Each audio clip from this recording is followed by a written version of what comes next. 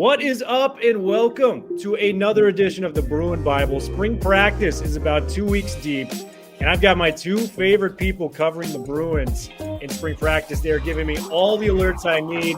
First and foremost, we got our boy Iron Mike Regalado from the Bruin Report for 247Sports. Mike, it looks like you're at a coffee shop of some sorts. What's going on? What's up, y'all? Thanks for having me back again. Yeah, it's needed some Wi-Fi. And I was like, hey, I know a quiet coffee shop. It's not that quiet, but if it doesn't bug you, that's cool. We'll take it, man. We're just happy to have you on. And then we got all Bruin for SI, Mr. Sam Connon, one of my favorite reporters. He does a lot of great stuff there. Make sure you like and follow these guys after this episode. Sam, what's going on, brother? Oh, not too much, just working through spring practice, keeping an eye on UCLA baseball and softball too, having some pretty fun seasons going on right now. Yeah, UCLA had a walk-off home run, I believe, the other night to win against, was it Loyola Marymount? Who were they playing? Yeah, I think that was it. Yeah, they had a late homer to tie and then another to walk off and win. They've had like 4 one-run wins in a row. It's a weird, fun season for a young team. UCLA, one of the top teams in the Pac-12, so keep an eye on them baseball-wise moving forward. But we're going to be talking about spring practice. And there's a lot of new names out there, a lot of people stepping up to the spots. I want to get your guys' opinions on the matter. I've been reading your articles. One name really stood out to me when I read the tweet of Yogi Roth, the Pac-12 reporter. And Sam, I'll start with you. Jake Bobo, transfer from Duke. He's making a name for himself, and it looks like Dorian Thompson-Robinson may have found his replacement to Kyle Phillips as his security blanket. Bobo, a third-team All-ACC selection last year, 70-plus catches, really lit it up at Duke, and now he's kind of making a name for himself in Westwood. What have you seen from Bobo so far in spring practice? Yeah, so for Jake Bobo, what I've kind of seen from him so far, I think the first practice he was playing mostly with the twos, playing in the spot where Matt Sykes would line up on the outside. And then by practice 2 or 3, he pretty much took over with the ones. And Matt Sykes still gets some time there as well. He's been with the program for 3 years now. So Chip Kelly likes the veterans, the experienced guys. But Jake Bobo filling that outside role, I feel like for the first time in a couple of years, maybe since like Theo Howard in 2018, 2019, when that was that he had a big year, is the first time the Bruins really have a reliable, maybe if not a deep threat, just an outside the numbers threat, because Kyle Phillips is very much a slot guy who can go outside, but Jake Bobo, he can go downfield. He can run those deep routes on the sideline, and it looks nice. And DTR has been able to find him, and he's been able to create separation too. It's not just going for jump balls, which he has done, but it's also beating some of the corners one-on-one. So that's good to see, because that's a new fold to this offense that they might need without having a slot blanket like Kyle Phillips in there. What is up, LAFB fans? This is Will Decker, host of the Bruin Bible, and Draft is in session with Jamal Madney.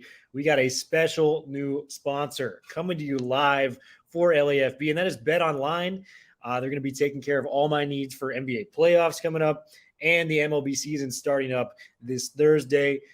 Sign up today and receive your 50% welcome bonus on your first deposit for Bet Online at betonline.ag. Promo code LAFB to get started. Bet Online remains your number one spot for all updated odds and info, along with player props and new contests throughout the year. It's the best source for all your sporting wagering needs, including live betting and everyone's favorite Vegas casino and poker games. Who doesn't love those? I'm a roulette guy myself. It's super easy to get started. So join today. Learn why everyone is using Bet Online. It is the fastest and easiest way to wager on sports. Bet Online, where the game starts. Yeah, and I read your report. He connected with DTR, or DTR connected with him for like a 40-yard gain over the middle. So making plays already on campus, that's what we like to see. Mike, give me your interpretations of Jake Bobo. I like what I'm hearing from Sam. You guys have been able to see him in person. I'd love to hear your take. The thing that I noticed was that he is a big dude. I think he's the biggest receiver, tallest receiver, and he uses his body really well. If fans were worried about production that wasn't going to be there because of Kyle Phillips moving on to the NFL, I think Bobo, as well as, by committee. I don't think he's going to be like the standout, at least not yet. But he's looking really good, very athletic. And that's the thing. You bring in a transfer, he's already going to know what to do. His body's already going to be in shape. He's already going to be used to the daily practice regimen. So, yeah, he just kind of hit the ground running. And, like Sam said, just finding, good connection with DTR early on. But as far as other receivers, like Sam said, Matt Sykes is looking pretty good. Logan Loya is looking all right.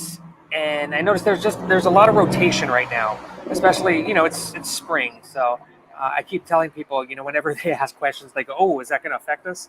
Like, yes, but it's still just spring. And that's especially important when we get to the offensive line. Yeah, and I got to hear your guys' takes on the O-line. Raekwon O'Neal is not there. So it's been, not the advertised line that we expect come fall with a redshirt senior transfer that has made 2 Big Ten all honorable mention squads. But Garrett DeGiorgio on the offensive line. And Sam, who is the right tackle that's filling in right now? It's Josh Carlin. Josh Carlin. I've heard the reports. It's been a little chaotic to start. Give me your take on the offensive line and, how you feel them like shaking out, because from what I've heard, and, we root for these kids. We're UCLA. It's not a professional sport. These are college kids, but it does look to be a weak link so far in the early stages of practice. Is that correct? I'll go with you, Sam. All right. Yeah, it definitely looks that way right now. Again, it's hard to judge because it's a bunch of new faces on the defensive line and on the edge going against guys on the offensive line. So you're thinking, well, are the Murphy twins really good, or is it the offensive line? Or those tackles really weak? And right now it's kind of hard to tell because we don't know what the Murphy twins can do at a Pac-12 level. So it's just comparing what they did at North Texas to what UCLA's other pass rushers did in the past few seasons against Sean Ryan and Alec Anderson in practice. And then it's all just kind of a jumbled mess in terms of making comparisons. Garrett DeGiorgio, it feels like he'll move over to right tackle when Raekwon O'Neal does get on campus over the summer, and then O'Neal will be left. Josh Carlin has definitely looked the weakest of the starting offensive linemen, but he did start to look better the past 2 practices when they've been in pads. So that's good to see. It's been a real leap for him just in the role he has to take because, Sean Ryan and Alec Anderson played pretty much every snap the past 3 years on the tackles. I know DeGiorgio got 1 or 2 games in there, but really no one else on this team has any experience at tackle. So it's going to be a rude awakening, and he's been getting worked by the edge rushers in practice so far, but nothing that's too much to overcome. And replacing guys like Anderson and Ryan is a tough task. Like you said, they played almost every snap. Very solid linemen. Sean Ryan and Anderson, for the likelihood, are going to be, playing the NFL on Sundays. We're really excited to see where those guys go. We'll get to the Murphy twins in a second, but I do want to hear your take, Iron Mike, on the O-line performance. Would you have to agree with that Carlin has, been the weak point so far in the O-line? Yeah, especially, on both edges. You lose a guy like Anderson and Ryan, that's just going to set you back a little bit. But a lot of these guys have been with Chip Kelly for quite a while. Before I actually get into that really quickly, we also have to take into consideration the fact that Justin Fry is gone. That is true. That I think is just as big as the 2 tackles, moving on. So you have a coach that is starting from scratch, sort of starting from scratch. He's bringing in his own, methods and whatnot and style, but you still have to work with this, whole new group. But back to my previous point, there are a lot of guys who have been there for quite a while, yet it's a little weird that they only have 11 active scholarship players right now. That's pretty thin. But yeah, you talked about how they bring in O'Neal, then you're going to get Sam Yoon. We just found out that Patrick Selna and I'm blanking on the other one. Sam, if you know it, Thomas Cole, was it? Thank you, Thomas Cole. So, yeah. And then they had a walk-on. I'm blanking on his name. I think it's Hadi. Utasapa. I'll get that prop. That was a horrible botching of his name, but he got hurt in practice the other day. So they were down one. But yeah, still take it with a grain of salt. But only 11 guys in spring. That's you got to fill that up quick. So that's a huge concern. Lucky for us. And just going on what Mike was saying, I remember last spring, Chip and everyone was talking about how great it was to have 3 full offensive lines, sometimes 4. You got 18, 19 offensive linemen out there. Yeah. And I mean, you had just quick names. You got Luke Young and Lucas Gramlich and Baraka Beckett aren't with the program anymore. It doesn't seem like from what we've seen in spring. You had Paul Gratton, Sean Ryan, Alec Anderson all leave. And then you have maybe like 4 guys who are injured. So the numbers game is really tough. So endurance is a factor too in the early days of spring ball, especially for the guys who are in new positions, not experienced, and they might just be gassed. Might be gassed is right, dude. 11 guys. That is insanity when it comes to the O-line. Luckily, some reinforcements are coming our way in Westwood. I'm really excited for that. Let's talk about the Murphy twins. Like, these guys clearly look like they can play from everything I've read. And let's be honest, the best thing about getting the Murphy twins is you get 2 pretty much identical pass rushers that provide a high level of ability with, off the edge. And you get 2 of them. I was reading your report on, the starting defensive ends. Both Murphy twins are 1 and 2 in those reports. Like, these are guys that are going to play. They're going to make an instant impact. I think they both combined for close to, 16 sacks last year, 20 tackles for a loss. Mike, what have you seen from the Murphy twins to get UCLA fans excited? So one of the things I like to focus on when looking at the schemes is, what the depth is, what the potential starters, the backups, yada, yada. I noticed that UCLA was putting they were cycling in a lot of players on the defensive line. But there was this one, it was like a 3rd and short situation where UCLA's defense wanted to bring pressure, and 3 guys from the line got substituted. Carl Jones, which was on the left side, I think it was on the field side while the Murphy twins were on the boundary side. Can't remember exactly right now, but you have like both Murphys next to each other with Carl Jones, who's known to be aggressive, and they were just wreaking havoc every time that line went in. And then the coaches started to use that as like the 1st and 2nd down formation for the defensive line, and they were just eating the line up. Same. We just talked about. Is it DeGiorgio and Carlin not being as good, or these guys being, really good? Either way, that's pretty promising, considering that the scheme is not that much different, but it looks like the striker position is gone. What the position Quantrez Knight held last season. It's going to be more of a true nickel position, as it seems. But again, this is spring. We're not sure what exactly is going to happen. But I do like the depth and the aggressiveness of the defensive line. And I've heard, under McGovern, we've kind of shifted to more of a 4-3 as opposed to the 4-2-5. Sam, I want to hear your takes on the Murphy twins because – these guys, I mean, they came in with high expectations. They're delivering early from what it sounds like. Yeah, they look the part. Like if we're on the sideline and they're coming over during the special teams drills early on, we get an up close look. Like they're physical guys. They have the length, they have the strength, the body, the muscle, all that to be high level players in Pac-12 play, which they're going to need because Mitchell Agude is gone, Miles Jackson's gone. You lose those 2 pass rushers there, and you have Bo Calvert and Carl Jones come back on the other side. But you really needed to bring in guys in one way or another that could create pressure. Because I think it was DeAndre Gill was the recruit who wasn't able to sign. Something happened there towards the National Signing Day and everything. So they lost another guy there who could have been in the outside linebacker, defensive end role. So to go just kind of 2 for 1 and get both of them in a package deal is huge because you can replace that production that Agude could have given you. And they're looking the part so far. And like Mike was saying, I think the most interesting thing about them is how much they're moving all over the field. Sometimes they'll swap out and one will be in one defensive end, and then they'll just go from 1s to 2s and the other will take the other spot. Sometimes they'll be lining up on opposite ends on the field at the same time. Sometimes they'll be on the field at the same time. One will be kind of in they'll be right next to each other, like Mike was talking about. One's a defensive tackle in a third down situation, others on the end on the same side.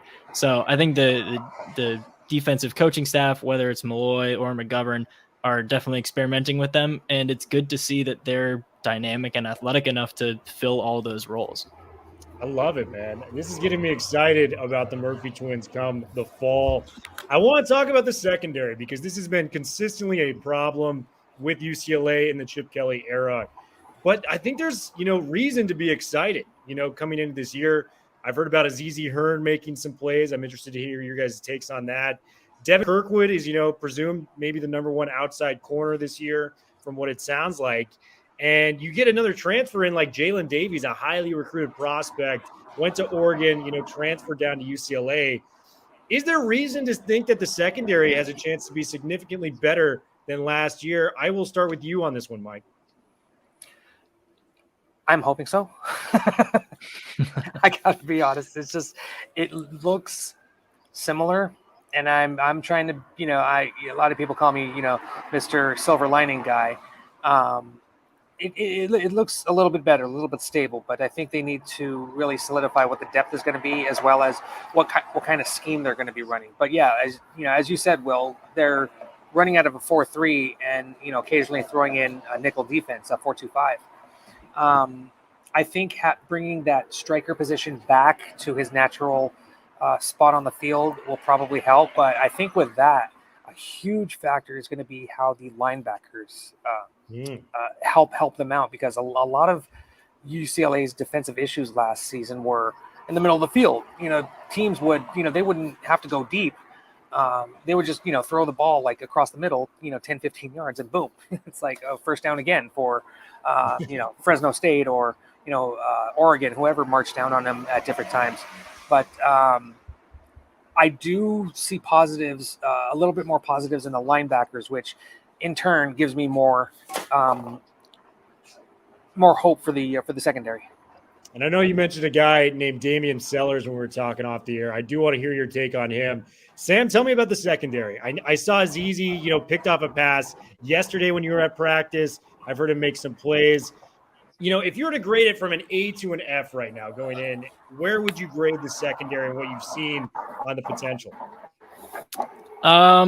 I'd say somewhere around like a B minus, which that's good. May sound low, but it's better than it has been in the past. There have been days, especially the first few days, where they were really just getting carved up. But you have to attribute most of that to the fact that, well, Dorian Thompson-Robinson's in his fifth year. He's one of the most dynamic and experienced quarterbacks in the West, if not the entire country. So he's going to make these guys not look as good as they would against other quarterbacks. So that's one thing. Azizi Hearn, he looks solid, veteran, got the right amount of physicality and athleticism, but nothing amazing in either category. He seems almost like a replacement for Obi Ebo in that realm, where a guy who's just a solid all-around corner, doesn't have blazing speed, not a crazy playmaker or a hard hitter. He can just kind of do everything pretty well with good size.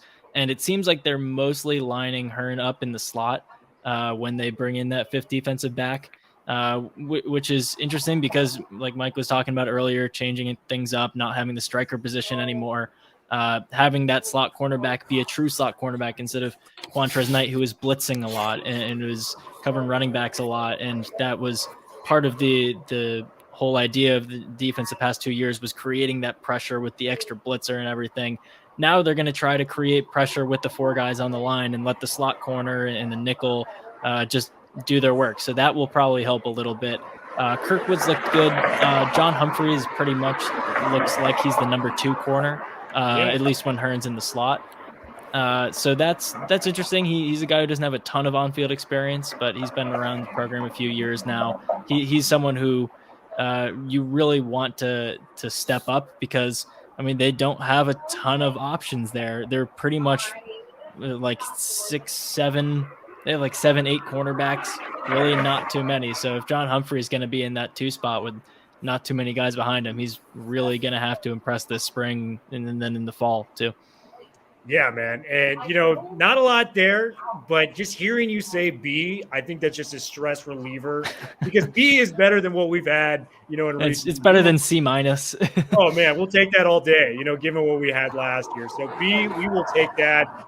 Let's move to the linebackers. Mike was alluding to it. The linebackers looked impressive. Damian Seller's a big name. And then the other guy, the transfer, Darius Muwasu. This guy was an all-whack performer for Hawaii, doing big things there. 100-plus tackles, last year. Made a lot of plays on the defensive side of the football, forcing turnovers, big-time plays. I think he had like 7 sacks, too, from a blitzing perspective. How has Muwasu and Sellers looked? Because what Mike was alluding to is it's looking pretty damn impressive. Sam, I'm going with you.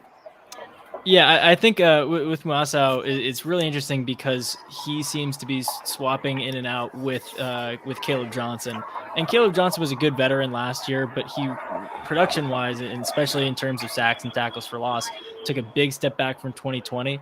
So it'll be good to give him some competition, and if not competition, then have him split 50-50, or maybe have him play more than Caleb Johnson. Whatever it ends up being, that definitely seems to be a good balance. 2 really solid guys in the middle playing that true inside linebacker role there. Also, he really looks like a old-fashioned linebacker, shorter, strong, bulky, physical, like big neck pad guy. Oh, just yeah. a real bowling ball who can get into the backfield, whether it's against running backs, quarterbacks.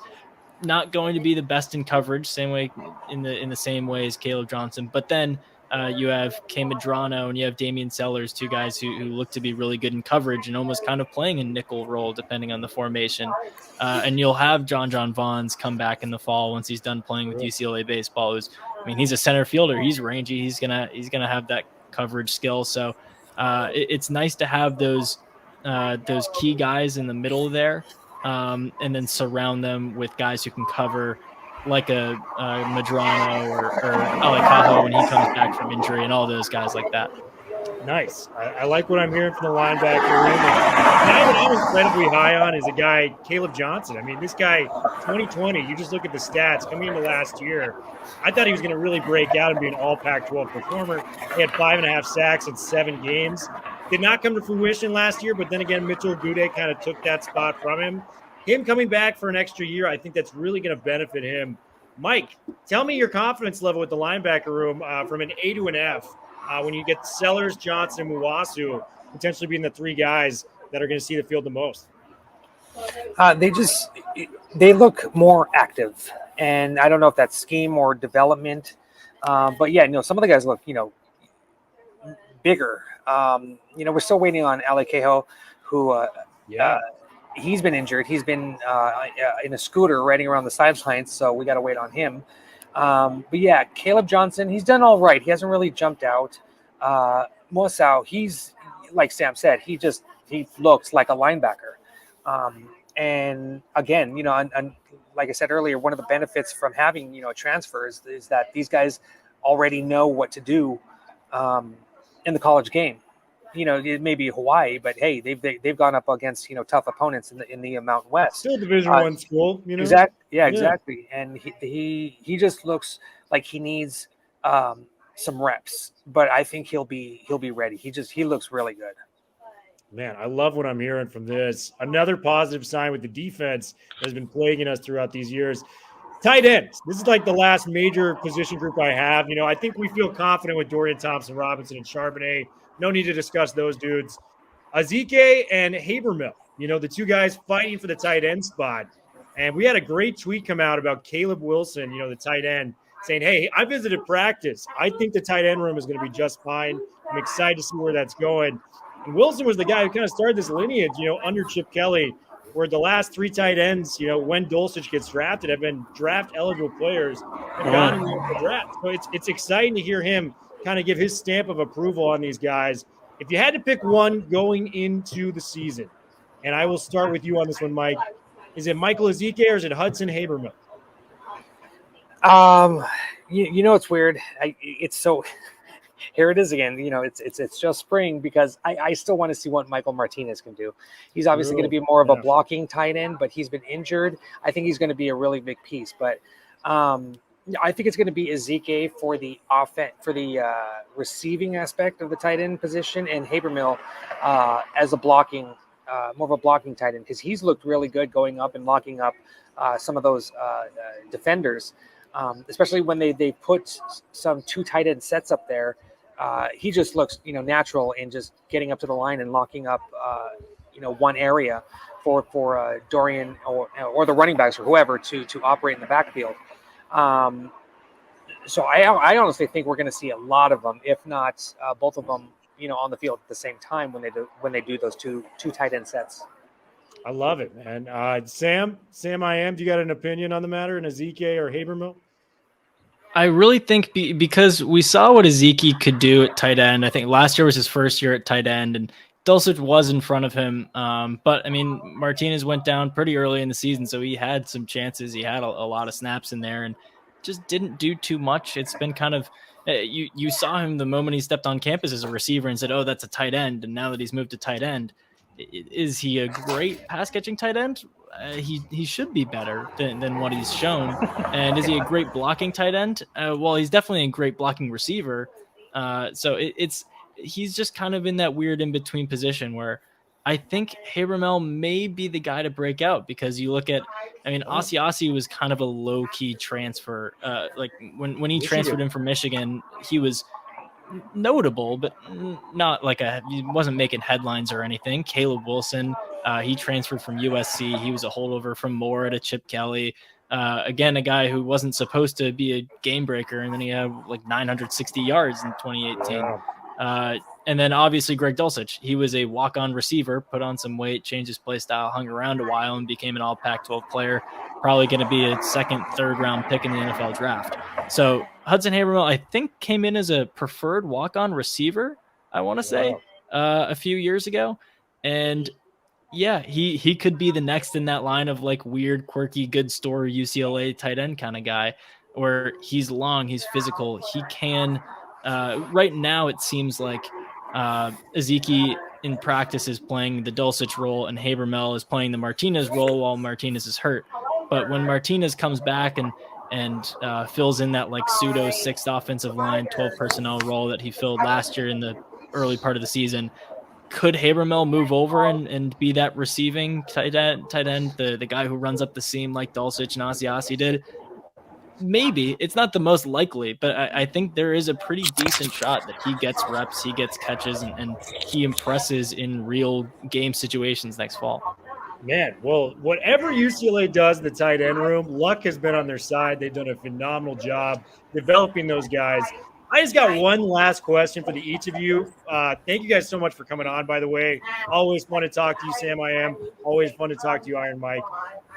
Sam, I'll start with you on this one. Who has been the most impressive player in your mind?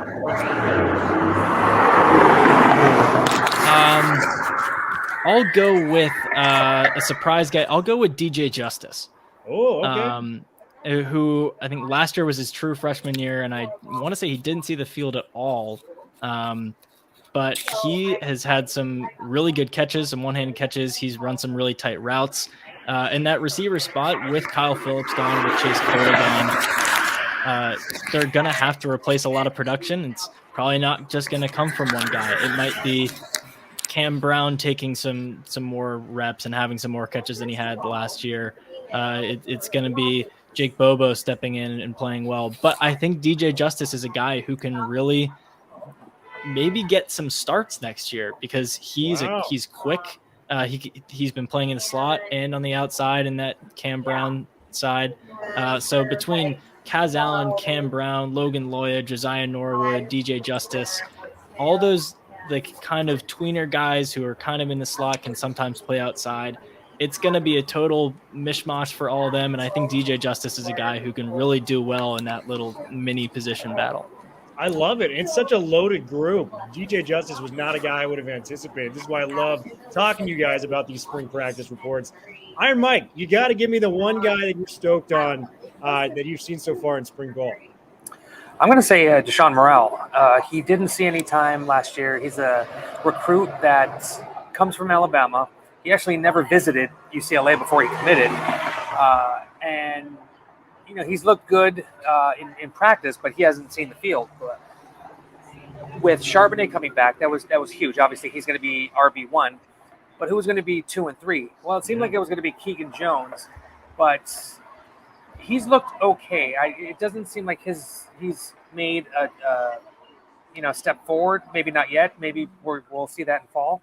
But I really like the way that Deshaun Morrell looks. He's solid. He's much bigger, thicker, not fat, but he's just bulk. Tons of muscle, and he just looks the part. And I think it kind of looks like he's about to break out. It seems like he knows what to do. He just needs to get used to it. He needs to get used to the formations, the calls, what Dorian's doing, what the offensive line is doing. But I have a feeling that he might play a lot of minutes this season. Yeah, I love it. And, we've had kind of a two-back system for the past couple of years, Bryn Brown being a huge part of that. So you're going to have to take the load off Charbonnet at some point. Morrell could be that guy. Fellas, this was an honor. I had such an awesome experience. Thank you guys for coming on. We'll have to do it again later in the off season.